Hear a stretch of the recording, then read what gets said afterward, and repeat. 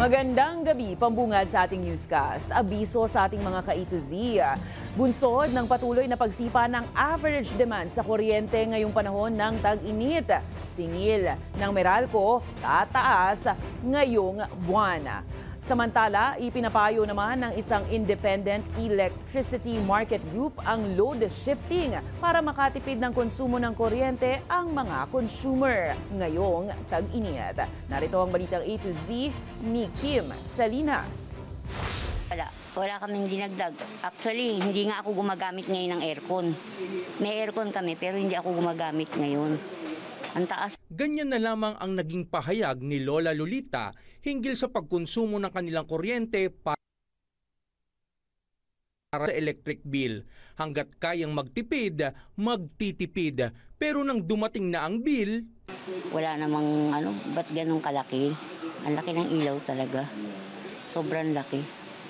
Kung gagamit ako ng aircon, dati, gumagamit kami ng aircon. 3+ kami umaabot.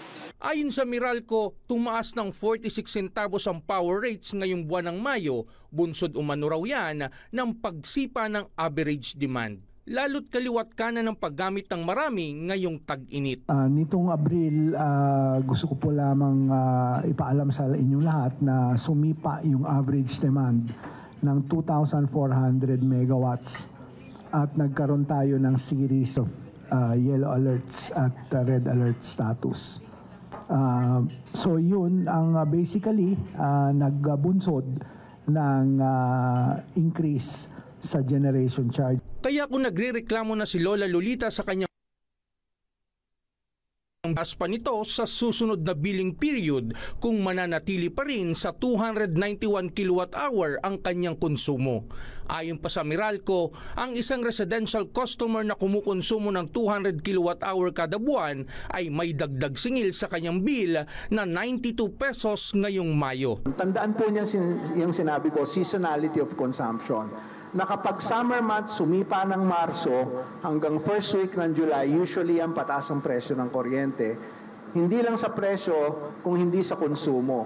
Pag nag-umpisa na ho magtagulan, hindi na ho tayo masyado mag-aircon, ayan ho, bababa na po yung more or less rates will become flat and even consumption dips as well.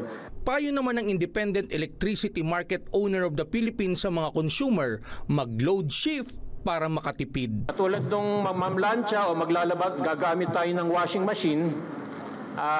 Kung maaari po, kung kaya natin gawin ng medyo gabi o kaya medyo umagang-umaga, no? Yung madaling araw, yan po yung tinatawag natin na load shifting to gain yung efficiency ng pricing sa kuryente. Sa ganitong paraan raw ay mamamaximize ang konsumo ng kuryente dahil hindi sumasabay sa peak hours na kung saan marami ang gumagamit ng kuryente. Para sa Balitang A to Z, Kim Salinas.